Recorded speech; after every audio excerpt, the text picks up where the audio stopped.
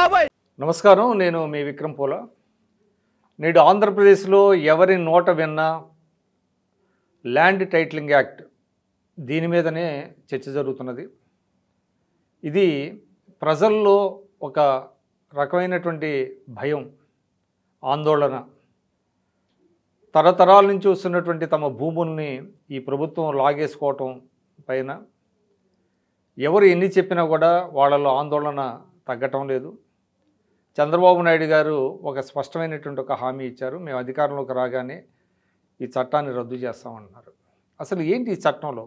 కొంతమంది అనుకూలంగా మాట్లాడుతున్నారు, ఇది కేంద్ర ప్రభుత్వం తెచ్చింది, రాష్ట్ర ప్రభుత్వానికి సంబంధం లేదు. దీని మీద కొంతమంది తెలుగుదేశం నేతలు కూడా ఆ రోజు ఈ చట్టాన్ని అసెంబ్లీలో చట్టం చేస్తున్న సందర్భంగా అసెంబ్లీలో సమర్థించారు.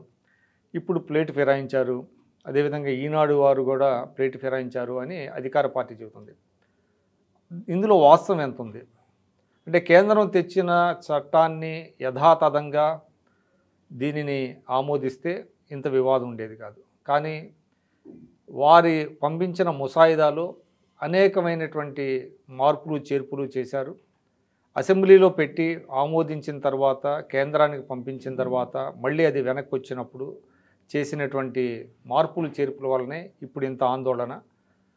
ఆ రోజు చట్టంలో అంటే బిల్లులో ప్రవేశపెట్టిన అంశాలు వేరు, ఇప్పటి అంశాలు వేరు అనేటువంటిది ఒకటి వినపడుతుంది. అసలు ఎందుకు ప్రజలు ఇంతగా ఆందోళన చెందుతున్నారు? దీనికి సహేతుకమైనటువంటి కారణాలు ఉన్నాయా, లేకపోతే రాజకీయపరమైనటువంటి కారణాలా? దీని మీద మాట్లాడదాం. ఈరోజు మనతో ఉన్నారు ప్రముఖ రాజకీయ విశ్లేషకులు శుంకర వెంకటేశ్వరరావు గారు, సువేరా గారు. నమస్కారం సువేరా గారు. నమస్కారం. ఈ ల్యాండ్ టైటిలింగ్ మీద రెండు రకాలైన వాదనలు. ఒకటేమో ప్రభుత్వానికి అనుకూలంగా, ఒకటేమో ప్రజలకి అనుకూలంగా. ఏదేమైనప్పటికీ మెజారిటీ ప్రజల్లో ఇప్పటికీ భయాందోళనలు తగ్గలేదండి. అసలు ఏంటి వివాదం ఏంటి?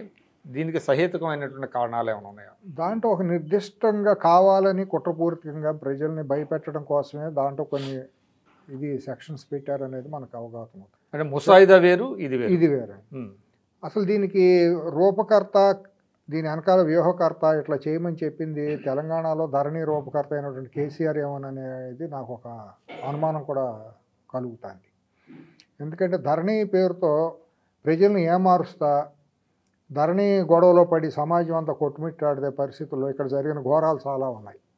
ఆ కుటుంబం చేసిన ఘోరాలు చాలా ఉన్నాయి ఇక్కడ. అలాగే ఇది లేట్ అయింది, లేకపోతే ఎప్పుడో ఇంప్లిమెంటేషన్లోకి వస్తే ఈ పాటి కకావికలు అయిపోతూ ఉంటే ఈ చక్కబెట్టుకునే పనులు చాలా ఉండేవి. ఇంకోటి ఏంటంటే రాజకీయంగా కూడా ఇప్పటికే వాలంటీర్ వ్యవస్థ ద్వారా సమాజం మొత్తాన్ని ఒక మాఫియా ముఠా గుప్పెట్లోకి తెచ్చుకున్నట్టు భయభ్రాంతులకు గురి చేసింది వైసీపీ ప్రభుత్వం. ఈ ల్యాండ్ టైటిలింగ్ యాక్ట్ ద్వారా కూడా ఏమైపోయిందంటే, అక్కడ ఒక ల్యాండ్ టైటిలింగ్ ఆఫీసర్ని ఎవరినైతే పెడతారో దానికి ఒక నిర్దిష్టమైన అర్హతలు అంటూ ఏమీ లేదు. ప్రభుత్వం నుంచి నియమించాలి, నాకు ఇష్టం వచ్చిన వాళ్ళు నియమిస్తామన్నారు. కానీ రెవెన్యూ డిపార్ట్మెంట్ నుంచి పలానా అర్హతలు ఉన్న వ్యక్తిని పెడతాం, తహసీల్దార్ స్థాయి లేకపోతే ఆర్డీఓ అంటే కాంపిటేటివ్ పర్సన్స్ వీళ్ళు అని ఒక నిర్దిష్టంగా లేదు. వాళ్ళు ఎవరినైతే వాళ్ళు ప్రభుత్వం ఎవరినంటే వాళ్ళు నియమించుకోవచ్చు. వాళ్ళ పార్టీ కార్యకర్తలు, నాయకులను కూడా అక్కడ ల్యాండ్ టైటిలింగ్ ఆఫీసర్గా నియమిస్తే సెక్షన్ 5 ప్రకారం ఒకవేళ ఎవరైనా ల్యాండ్ టైటిలింగ్ వీళ్ళు ఇచ్చిన జిరాక్స్ కాపీలు ఇచ్చేది అసలు ఏమి ఎవరు అదేదో ప్రైవేట్ కంపెనీ దగ్గర పెట్టారు. ప్రైవేట్ మొత్తం ధరణి ఎట్ట అయితే ప్రైవేట్ కంపెనీ గుప్పెట్లో పెట్టారు, అక్కడ కూడా ల్యాండ్ డేటా మొత్తం కూడా ఒక ప్రైవేట్ కంపెనీకి ఇచ్చేసేయటం, దాని ద్వారా మళ్ళీ వేల కోట్ల రూపాయలు సైఫరింగ్ చేసుకుంటాం. ఈ దీంతో పాటు ఏమవుతుందంటే భూములన్నీ కూడా రికార్డు అంతా కూడా విధ్వంసం జరిగిపోతుంది, అంటే తారుమారు అయిపోతుంది. మీరు 4 ఎకరాలు ఉంటే 2.5 ఎకరాలే రావచ్చు, మళ్ళీ ఎకరన్నర కోసం రీసర్వేలో బాగా తగ్గిపోయింది అనేది కూడా వస్తుంది. నిన్నమొన్నటి దాకా ఉంది, ఇప్పుడు ఎట్లా తగ్గిపోతుంది? సరిహద్దులు మార్చేస్తారు, సరిహద్దులు మార్చేయచ్చు, భూమిని కూడా కావాలంటే చేయొచ్చు. ఇప్పుడు పేర్లు కూడా మారిపోయినాయి, అసలు వాళ్ళ పేర్లే లేకుండా వెళ్ళిపోయినాయి. నిన్న మొన్న చూస్తే కృష్ణా గుంటూరు జిల్లాలో చూస్తే అమ్మేసుకున్న వాళ్ళ పేర్లే మళ్ళీ పట్టాదారులుగా పొజిషన్ కాలంలో ఇలా వచ్చేస్తున్నాయి. ఇవన్నీ కావాలని చేసింది. అంటే ఒకటి చెప్పండి, అంటే ఈ చేయటం వెనక జగన్మోహన్ రెడ్డికి ఏంటి? అదే చెప్పబోతున్నా. ఏంటంటే మొత్తం ల్యాండ్ హోల్డింగ్స్ ఉండే వాళ్ళందరూ కూడా బీసీలును సహజంగా అగ్రవర్ణాలే కదా, ప్రధానంగా అగ్రవర్ణాలకు చెందిన 2-3 కులాలు, కమ్మ, రెడ్డి, వెలమ, బ్రాహ్మణుల చేతిలో పాపం వాళ్ళు అక్కడ ల్యాండ్ హోల్డింగ్స్ ఎక్కడ లేదు. దీంట్లో కులం యాంగిల్ కూడా ఉందా? 100%గా ప్రతిదీ కులకోణంలోనే చేస్తుంది కదా అక్కడ వైసీపీ ప్రభుత్వం, కానీ ముఖ్యమంత్రి కూడా అంతా కులరొచ్చులో మునిగిపోయి కొట్టుకుంటుంది కదా అది. ఇంకోటి ఏంటంటే వైశ్యాస్ పాపం వాళ్ళకి కూడా ల్యాండ్ హోల్డింగ్స్ తక్కువే, వాళ్ళు వ్యాపారాల మీద ఉన్నారు. ప్రధానంగా తీసుకుంటే అగ్రవర్ణాలుగా తీసుకుంటే వీళ్ళు కాపులు కూడా మనం అంటే అగ్రవర్ణంగా చిన్న సన్నకారు వాళ్ళు ఉంటారు కదా. ఉంటారు. ఇప్పుడు ఆ కాపులు కూడా అగ్రవర్ణంగా తీసుకుంటే వాళ్ళకు కూడా ల్యాండ్ హోల్డింగ్స్ చాలా ఎక్కువగానే ఉంది. తర్వాత బీసీఎల్లో చాలా ఎక్కువ, తెలియకుండా ఎకరం 2 ఎకరాలు ఉండేది చాలా ఎక్కువ. మార్జినల్ ఎక్కువగా ఉంటుంది. 1/2 ఎకరం ఉండాళ్ళు, 2 ఎకరాలు ఉండాళ్ళు, వాళ్ళలో కూడా ఉన్నారు. వీళ్ళందరినీ భయభ్రాంతులకు గురి చేసి మనం వైసీపీ నాయకుడు చెప్పిన ఆ ల్యాండ్ టైటిలింగ్ ఆఫీసర్ చెప్పినట్టు కనుక వినకపోతే మొత్తం మన పొలాలు పోతాయి, కాబట్టి ఆడు ఏది చెబితే ఆడికి ఓటు వేయాలి అనే పరిస్థితిలోకి తీసుకురావటం. అంటే మన పురాతన తెలుగుదేశం పార్టీ రాకుండా ముందు పటేల్ పట్వారీ మున్సిపల్ కరణాల వ్యవస్థ ఉండేది. వాళ్ళు గుత్తాధిపత్యం ఉండేది గ్రామాల మీద, వాళ్ళు చెప్పు చేతలో ఊరంతా బతికేది. ఆ రకమైన ఫ్యూడల్ వ్యవస్థలోకి మళ్ళీ రాజ్యాన్ని తీసుకెళ్ళటం అనేది వీళ్ళ వ్యూహం. తద్వారా ఏంటంటే వీళ్ళు సస్టైన్ అయిపోవడం పొలిటికల్. అంటే కేంద్రం పంపించిన కేంద్రానికి ఏంటి తేడా? సుప్రీంకోర్టు తీర్పులకే లెక్కలేదు, హైకోర్టుని ఎప్పుడో తొంగలో దొక్కారు, సుప్రీంకోర్టునే తూనా బొడ్డు అని అంటే ఇంకా కేంద్రాన్ని అసలు అంటే కోర్టుల పరిధి నుంచి తప్పించారనేది ఒక వాదన అంటున్నారు. కోర్టుకు వెళ్ళే హక్కు కూడా లేదు దీంట్లో అని. ఇంకోటి పివి రమేష్ గారు, డాక్టర్ పివి రమేష్ గారు ఐఏఎస్, ఆయన చాలా ఉన్నతమైన పదవుల్లో చేసి వచ్చినటువంటి మచ్చలేనటువంటి సెక్రటరీ చేసిన వ్యక్తి ఆయన. వాళ్ళ తాత ముత్తాత నుంచి వచ్చిన వారసత్వ ఆస్తి వాళ్ళ తల్లిదండ్రులు పోయిన తర్వాత కృష్ణా జిల్లా వెన్నకోట అనే గ్రామంలో మ్యూటేషన్ చేయడానికి కోసం ఆయన అప్లికేషన్ పెడితే తిరస్కరించారని చెప్పి ఆయన ట్వీట్ చేశారు. నాలాంటి వ్యక్తుల భూములకే ఇది లేదు అంటే ఇప్పుడు it is no longer belongs to him కాదంట. అసలు కనీసం త్రూ పోస్ట్ పంపిస్తే దాన్ని రిటర్న్ చేశారంట, ఓపెన్ కూడా చేయకుండా రిజెక్టెడ్ అని రాసి పంపించారంట. ఇంత అరాచకం దుర్మార్గం జరుగుతా అంటే ఇంకా పేద సన్నకారు మధ్యతరగతి బీసీల భూములు ఏమైపోతాయి? ఒక ఐఏఎస్, సీనియర్ ఐఏఎస్ ఆఫీసర్, దేశంలోనే పేరున్నటువంటి గొప్ప మేధావి, మరి ఆయన మాట్లాడితే అందరూ కూడా ఆలకించుతారు. రాష్ట్రపతి వరకు కూడా ఏంటి మాట్లాడారు అనేది ఆలోచింపజేసేటువంటి స్థాయి కలిగిన వ్యక్తి. అటువంటి వ్యక్తి ఆయన దళిత సామాజిక వర్గానికి చెందినటువంటి వర్గాలు అనేది ఆయన భూములు నాకు ఇవాళ నా భూమి నాకు కాకుండా పోయిందని ఆయన బాధపడతా. నేను నా పరిస్థితి ఎట్లా ఉంటే ఇంకా బీసీలు ఇతరుల బలహీన వర్గాలును ఇంకా ఇతర అప్రోచ్ అవడానికి కూడా లేదా? లేదు, టైటిల్ యాక్ట్ ప్రకారం ఇప్పుడు అదేమీ లేదు. ఇంకా తర్వాత అది ఇప్పుడు అసలు ముందు భూమి మ్యూటేషన్ కూడా చేయడానికి తిరస్కరించే దుర్మార్గమైన పరిస్థితి వచ్చేస్తే టైటిలింగ్ ఆఫీసర్ పేరుతో రేపొద్దున ఇప్పుడు వాలంటీర్ వ్యవస్థలాగా తను వాళ్ళ తాబేదారుల్ని వాళ్ళ మనుషుల్ని ఇప్పుడు ఎట్లయితే ప్రాంతాల వారీగా తన మనుషుల్ని పెట్టుకున్నాడో, ఉత్తరాంధ్రకి ఒక రెడ్డిని, దక్షిణాంధ్ర ఒక రెడ్డిని, రాయలసీమకు ఒక రెడ్డిని ఇట్లా పెట్టుకున్నాడో, తన సలహాదారులుగా సెక్రటరియట్లో ఎట్లయితే ఒక 70 మంది తన కులస్తుల్ని పెట్టుకున్నాడో, రేపొద్దున జిల్లాల వారీగా కూడా తన ఇష్టానుసారంగా తన వాళ్ళనే పెట్టుకుంటాడు. పెట్టుకుని భూములన్నీ కూడా లేకుండా చేసేసి భూములు రికార్డులోంచి లేవు. ఇంకోటి దీంట్లో ఒక విచిత్రం ఏంటంటేనండి, మీ భూమికి సంబంధించిన రిజిస్ట్రేషన్ పత్రం జిరాక్స్ ఇస్తాడు. జిరాక్స్ పోయిందనుకోండి, పోయిన ఒక స్టిపులేటెడ్ పీరియడ్లో మీరు వెళ్ళి అక్కడ చెప్పాలి టైటిలింగ్ ఆఫీసర్కి, నాది పత్రం పోయింది, నాది ఇంకోటి కావాలని. ఒకవేళ మీ భూమి కనుక దాంట్లో ఎక్కకపోతే మీరు చెప్పుకోకపోతే ఆ భూమి ప్రభుత్వానికి. అంటే అందరూ ఉండరు కదా, ఇప్పుడు అమెరికాలో ఉండేవాళ్ళు ఉన్నారు, హైదరాబాద్లో ఉండేవాళ్ళు ఉన్నారు, అవేర్నెస్ లేదు, లేకపోతే ఇల్ హెల్త్తో డిజేబుల్ చూడని వాళ్ళు కూడా ఉంటారు. మరి వాళ్ళ భూములన్నీ ప్రభుత్వం తీసేసుకుని అవి తాకట్టు పెట్టి మళ్ళీ రేపు పొద్దున వాటిని దాని మీద వచ్చే డబ్బుని మళ్ళీ కొలగొట్టే పరిస్థితి చేయటం తప్పించి ఇక ధరణి పేరు. ఇదేంటి ఒకప్పుడు తెలుగుదేశం వాళ్ళు పయ్యావుల కేసు అసెంబ్లీలో దీన్ని సమర్థిస్తూ మాట్లాడారు. ఇంకోటి అండి, ఇప్పుడు బయట వచ్చేవన్నీ కూడా అంతా కూడా మార్ఫింగ్ సామ్రాజ్యం నడుస్తుందండి. నేను అనుకోవటం ఏంటంటే అప్పుడు బిల్లు స్వరూపం వేరండి, వాళ్ళ తర్వాత మళ్ళీ 2 సార్లు తిరిగి పంపించారు కేంద్రం ఈ బిల్లుని. పంపించిన తర్వాత బిల్లు మార్పులు. ఇంకోటి కూడానండి, మొన్న ఎందుకంటే ఇప్పుడు నిన్న ఒక లింకు నడుస్తుంది మార్కెట్లో, పయ్యావుల కేశవ్ గారు మాట్లాడుతూ దాన్ని సమర్థించారు. అది దాని అసలు ఇవాళ దాని యొక్క శాంటిటీ ఏంటనేది ప్రశ్నార్థకంగా మారింది. గత వారం క్రితం ఏమైందంటే ఒక ప్రముఖ టీవీ ఛానల్ బ్రేకింగ్ వార్త వస్తున్నట్టు వీళ్ళు తయారు చేసి నీతి ఆయోగ్ వాళ్ళు సమర్థించారు. నీతి ఆయోగ్ చెప్పినట్టు మా కన్సర్న్లోనే రాష్ట్ర ప్రభుత్వం చేసింది కాబట్టి దీనికి మా సమర్థత, మా అనుమతి ఉంది, దాంట్లో ఎటువంటి లోటుపాట్లు లేవని చెప్పి వాళ్ళు చెప్పారని చెప్పి ఒక.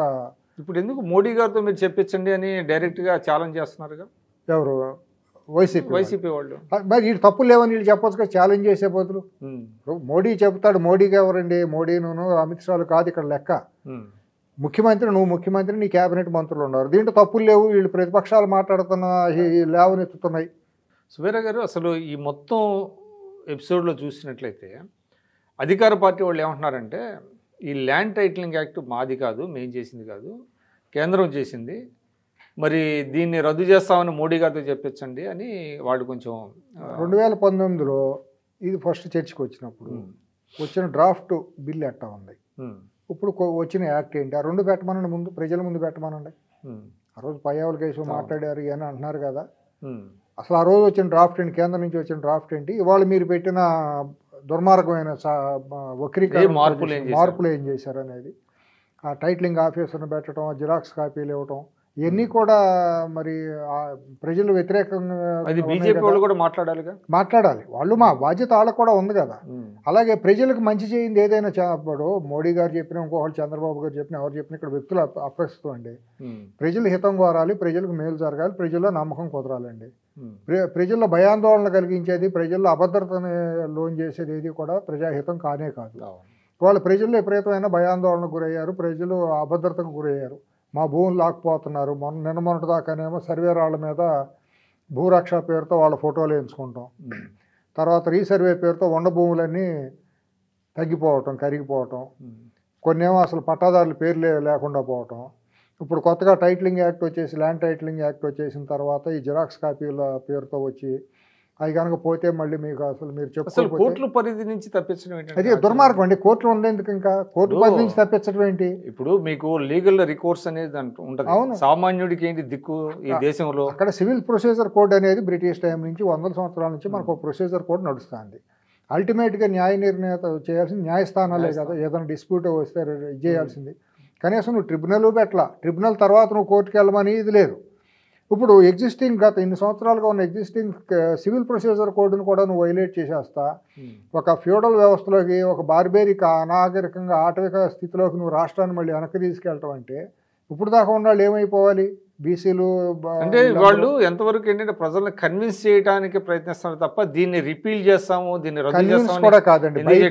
భయపెట్టేసి భయభ్రాంతులకు గురి చేసి డిక్టేటర్షిప్లోకి తీసుకెళ్ళడానికి ప్రయత్నం చేస్తున్నారు తప్పించి మాతో పెట్టుకుంటే మీ బతుకులు ఇంతే, మేమేమి చేయము, మీరు నోరెత్తారంటే మిమ్మల్ని అణిచేస్తామని చెప్పే భయాందోళనకు ఫ్యాక్షనిస్ట్గా వెళ్తున్నాడే తప్పించి కన్విన్స్ చేయటం అది చాలా పెద్దవాడు అండి, వాళ్ళకి ఉపయోగపడుతుంది. అంటే నేను అనేది ఏంటంటే అండి, ఇప్పుడు మనకు వ్యవసాయ బిల్లులు ఉన్నాయి, వ్యవసాయ బిల్లుల మీద దేశవ్యాప్తంగా ఆందోళన మనకు తెలుసు. ఢిల్లీ సరిహద్దుల్లో నెలల తరబడి అక్కడ రైతులు ఆందోళన చేస్తే అసలు ఎవరికి తలవంచడు అని పేరున్నటువంటి నరేంద్ర మోడీ గారు దాన్ని ఉపసంహరించుకున్నారు. మరి ఇప్పుడు ప్రజల్లో ఇంత ఆందోళన, వాళ్ళ అంటే గెలుపు అవకాశాలను కూడా దెబ్బతీస్తుంది ఈ అంశం అని తెలిసినప్పటికీ కూడా ఊహించాలా అది ఇంప్లిమెంట్ ఎందుకు దాని మీద అంత ఇన్సిస్ట్ చేస్తున్నారు వాళ్ళు? అంటే ఇంప్లిమెంట్ చేసేలోపు నోటిఫికేషన్ వచ్చేసింది, దాన్ని విత్డ్రా చేసుకునే రైట్స్ ఇప్పుడు లేవు. ప్రభుత్వం విత్డ్రా చేసుకోవడానికి ఇంకా ప్రభుత్వమే లేదు కదా, నోటిఫికేషన్ ఇప్పుడు అదే. కాబట్టి ఇప్పుడు వాళ్ళకి ఇన్విటబుల్గా ఇంకేం మాట్లాడలేని పరిస్థితి, ప్రజలు రియలైజ్ అయిపోయారు. ఇది వాళ్ళకి శరాఘాతంగా మారింది. అట్లా అయితే ఇక్కడ తెలంగాణలో ప్రభుత్వం వస్తే డెఫినెట్గా ఈ చట్టం అమలు అవుతుంది, 100% అమలు చేస్తారు. అప్పుడు ఈ భూములన్నీ పోతాయి 100%. ఇది ఒక ఆటవిక రాజ్యం వెళ్తుంది, కొట్లాట్లో హింసలో భూములు పోయిన వాళ్ళు గగ్గోలు అరణ్య రోధన ఇవన్నీ మామూలే గ్రామీణ ప్రాంతాల్లో. ఇంకా వాళ్ళ ఘోష ఎవరు వినటానికి కూడా లేదా, కడుపు కోత. ఇదేంటంటే ధరణి తెలంగాణలో అయితే కేసీఆర్ కుటుంబాన్ని ఎట్టయితే రాజకీయ సమాధి చేసేసిందో గ్రామీణ వ్యవస్థలో మనం వచ్చిన రిజల్ట్స్ని పరిశీలి అప్పుడు కూడా మీకు గుర్తునే ఉంటుంది, కేసీఆర్ గారు కూడా ఎక్కడికి వెళ్ళినా కూడా కాంగ్రెస్ వస్తే ధరణి రద్దు అవుద్ది, పాత పురాతనమైన దీనికి వెళ్ళాలి, కావాలని భయపెట్ట చేసుకుంటూ వచ్చి నేను చేసింది కరెక్ట్ అన్నాడు. తను చేసిన దుర్మార్గమైన చర్య అనేది మీడియా కూడా సమర్థించుకున్నారు. రాహుల్ గాంధీ గారు వచ్చి వరంగల్ సభలో నేను ధరణిని బంగాళాఖాతంలో విసిరేస్తాను, రద్దు చేస్తాను అనగానే వెంటనే ఆ పార్టీకి జవసత్వాలు, కాంగ్రెస్ పార్టీకి విపరీతమైన జవసత్వాలు వచ్చి ప్రజల్లో ఒక నమ్మకం ఏర్పడింది రైతుల్లో, గ్రామీణ వ్యవస్థలో. ఇప్పుడు కూడా చంద్రబాబు గారు ఇది మేము ప్రభుత్వం కూటమి అధికారంలోకి రాగానే ఈ చట్టాన్ని మేము రద్దు చేస్తామని అనగానే ప్రజల్లో, రైతుల్లో ఒక భరోసా ఏర్పడి మాకు రిలీఫ్ అనమాట, మానసికంగా ఒక ధైర్యం వచ్చేసింది. కాబట్టి చరమగీతం పాడతారు ఇక్కడ. ధరణి అట్ట అయితే కల్వకుంట్ల కుటుంబాన్ని రాజకీయంగా సజీవ సమాధి చేసిందో అలాగే అక్కడ కూడా ఈ ల్యాండ్ టైటిలింగ్ యాక్ట్ కూడా వైఎస్ఆర్సీపీ అరాచక ప్రభుత్వానికి తప్పకుండా చరమగీతం పాడుతుంది. వాళ్ళు కూడా ఎప్పుడెప్పుడు భగవంతుడా అని దేవుణ్ణి కోరుకుంటున్నారు. ప్రతి ఒక్క చిన్న సన్నకారు రైతులు, పేద రైతులు అందరూ కూడా, ఈ భూములు ఉన్న వాళ్ళు అందరూ కూడా. ఎందుకంటే దాదాపు 170-80% మంది ఏదో సెంటో కొంటో ఉన్నాళ్లే ఉంటారు కదండి ఆంధ్రప్రదేశ్ రాష్ట్రంలో. మొత్తం సమాజం అంతా భయభ్రాంతులకు గురైపోయి ఒక అభద్రతా భావానికి లోనైంది. అది చాలా శరాఘాతమే వైసీపీకి. సమాజ్ చేయడం, రాజకీయంగా సమాజ్ చేయడం మాత్రం తథ్యం. అంటే ఇంత వివాదమైనటువంటి అంశంలో ఇప్పటికీ కూడా ప్రభుత్వ వైఖరిని, ప్రభుత్వ స్టాండ్ని సమర్థించుకోవడానికి మళ్ళీ సజ్జల రామకృష్ణారెడ్డి గారే ప్రెస్ కాన్ఫరెన్స్ పెడతారు తప్ప రెవెన్యూ మంత్రిగా ఉన్నటువంటి ధర్మాన ప్రసాదరావు గారు కనీసం విజయవాడ వచ్చో లేదా వైజాగ్లోనో ఒక ప్రెస్ కాన్ఫరెన్స్ పెట్టి దీని చుట్టూ ముసురుకున్నటువంటి వివాదాలని పరిష్కరించడానికి ఆయన ఒక వివరణ అంటే ఆయన ఒక రోజు శ్రీకాకుళం ఇక్కడ మాట్లాడతా, మేము అసలు దీన్ని దుర్మార్గమైన చట్టాన్ని మేము ఆమోదించము, ఇది కావాలని వాళ్ళు భయభ్రాంతులకు గురి చేస్తున్నారు, అసలు మేము చేయమని ఒక వీడియో వచ్చింది. అది ఎంతవరకు సబ్జెక్టు కరెక్షన్ తెలియదు. అసలు ఇవన్నీ పోతే ముఖ్యమంత్రికి అవగాహన ఉందో పోనీ చట్టం మీద, ఆ యాక్ట్ మీద ముఖ్యమంత్రి మాట్లాడాలిగా. ఆయన ఏదో సమీక్ష పెట్టాడు అని వార్తలు వచ్చాయి. మాట్లాడాలి కదా, మీడియా ముందుకు వచ్చి మాట్లాడాలి కదా. మీడియా ముందుకి కనీసం కన్సర్న్డ్ మినిస్టర్ని పిలిపించి ఇదిగో ప్రజల్లో ఈ భయాందోళనలు ఉన్నాయి, మీరు అంటే వాళ్ళు నమ్మేది నిజంగా మంచి జరుగుతుంది అనుకుంటున్నప్పుడు మంత్రి గారితో మాట్లాడించాలి. మంత్రి ముఖ్యమంత్రికి ఏమొచ్చిందండి? ముఖ్యమంత్రికి ఆయనకి అవగాహన మీరే అన్నారు. అదే అట్లీస్ట్ మంత్రి, నాట్ లెస్ దాన్ మంత్రి కాదండి. ఇది సమాజానికి ప్రధానమైన సమస్య. ధరణి ఎట్లా అయితే ప్రతి ఒక్క కుటుంబానికి కనెక్ట్ అయిన సమస్య, ల్యాండ్ యాక్ట్ కూడా, ల్యాండ్ టైటిలింగ్ యాక్ట్ కూడా ప్రతి కుటుంబానికి కనెక్ట్ అయింది. 80% మంది ప్రజలకి జీవనమరణ సమస్య అది. ఇంకొక ఇంపార్టెంట్ ఫ్యాక్ట్ ఏంటంటే, though it is not related, ఇవాళ తెలంగాణలో ఇక్కడ జర్నలిస్ట్ సంఘాలు అందరినీ మీట్ ది ప్రెస్కి పిలుస్తున్నాయి. అవును, ముఖ్యమంత్రి రేవంత్ రెడ్డి గారు వెళ్ళాడు, కిషన్ రెడ్డి గారు వెళ్ళారు, మిగతా పార్టీ నేతలందరినీ పిలుస్తున్నారు. ఇవాళ ఆంధ్రప్రదేశ్లో జరుగుతున్నటువంటి ఎన్నికల్లో మరి కారణాలు ఏంటో తెలియదు, కానీ అక్కడ జర్నలిస్ట్ సంఘాలు మరి ఏం చేస్తున్నారో నాకు తెలియదు, కానీ ముఖ్యమంత్రి గారిని కన్విన్స్ చేసి ఒక మీట్ ది ప్రెస్ అక్కడ అరేంజ్ చేయలేకపోతున్నారు. భలే ఉన్నారు. అంటే ఎందుకు వస్తున్నాయంటే మీట్ ది ప్రెస్లో ఏంటంటే రకరకాల అందాక వెళ్ళారు, చాలా దూరం వెళ్ళారు మీరు. ఢిల్లీ నుంచి ఒక మహిళా రిపోర్టర్ టైమ్స్ ఆవిడ వచ్చి కొన్ని ప్రశ్నలు అడుగుతుంటే నీళ్ళు నవ్వలేరో మరి ఏం మాట్లాడారో దానికి ఏం మాట్లాడాలో కూడా తెలియదు. ఆ ముఖ్యమంత్రి హావభావాలోనూ అది చూస్తా అంటే సర్కస్లో మనం నవ్వుకునే సీన్లు గుర్తుకొస్తున్నాయి తప్పించి ఒక ముఖ్యమంత్రి హుందాతనంగా మాట్లాడటం, డేర్గా వివరించటం. ఆవిడ సింపుల్ ప్రశ్నలు, చిన్న ప్రశ్నలు అడిగింది, ఎక్కువ కూడా అడగలేదు. ఆవిడ అడిగిన దానికి ఎట అనుకుంటా ఇక్కడ మొహం పక్కగా తిప్పేసేయటం, తలవాలు చేయటం, తన సహజంతో. నాయకుడు అంటున్నావు కదా, నువ్వు నాయకుడు అంటున్నావు కదా, నువ్వు పెద్ద పొడింగు అంటున్నావు కదా, నన్ను మించిన ధీరుడు ఎవడో లేడని అంటున్నావు కదా, ఒక ఆదర్శం అంటున్నావు కదా. నీ ఆదర్శం ఏదో మీడియా ముందుకు వస్తే సరిపోతుంది కదా. నీ గొప్పతనం ఏంటో మీడియా ముందుకు వచ్చి మాట్లాడవచ్చు కదా. చాలా ఆశ్చర్యం ఏంటంటే, నువ్వు ఇన్నాళ్ళు నువ్వు పెద్ద పొడుగు గొప్పవాడు అయితే మైకుల ముందు మాట్లాడి ఎవడో రాసిచ్చిన స్క్రిప్ట్ నువ్వు చదివే కంటే ఎవరో నీ తరపున డిఫాక్టో ముఖ్యమంత్రిలాగా ఒక రాజ్యాంగేతర శక్తిని కూర్చోబెట్టి మాట్లాడే కంటే నువ్వే రావచ్చు కదా. ఇప్పుడు ఢిల్లీ మీడియాలో భారతరత్న గురించి అడగబట్టి విజయసాయి రెడ్డిని అడగమని చెప్పి కారు ఎక్కేసిన మనిషి, తనకేం అవగాహన ఉందనేది ప్రజలకు తెలియాలి, తనకు ఎందుకు ఓటేయాలనేది చాలా. అంటే బీయింగ్ ఏ జర్నలిస్ట్ ఏంటంటే నేను ఫీల్ అయ్యేది, ఇటువంటి సిచ్యువేషన్ ఏపీలో కాదు, బహుశా కొట్టం ఎల్స్వేర్ ఇన్ ద కంట్రీ ఎక్కడ ఉండదు. లేదు, మీట్ ది ప్రెస్కి కనీసం రాకపోవటం. ఇక్కడ కూడా నేను తెలంగాణలో కూడా 10 ఏళ్లలో ముఖ్యమంత్రి కేసీఆర్గా ఉన్నప్పుడు కూడా తనకు కావాల్సిన సెలెక్టెడ్ జర్నలిస్టులు, సెలెక్టెడ్ మీడియాని పిలుచుకొని ప్రగతి భవన్లో బిస్కెట్లు పెట్టి టీ ఇచ్చి పంపించడమే తప్పించి ఇప్పుడు ఇంతవరకు అక్కడ కూడా మీట్ ది ప్రెస్ ఎక్కడా లేదు, ఫేస్ చేసే ధైర్యం లేదు. ఇవన్నీ కూడా ఒకే సమాంతర ధృవాలు, ఒకే లక్షణాలు, ఒకే భావజాలం, ఇద్దరు కమల పిల్లలు లాంటి వాళ్ళే.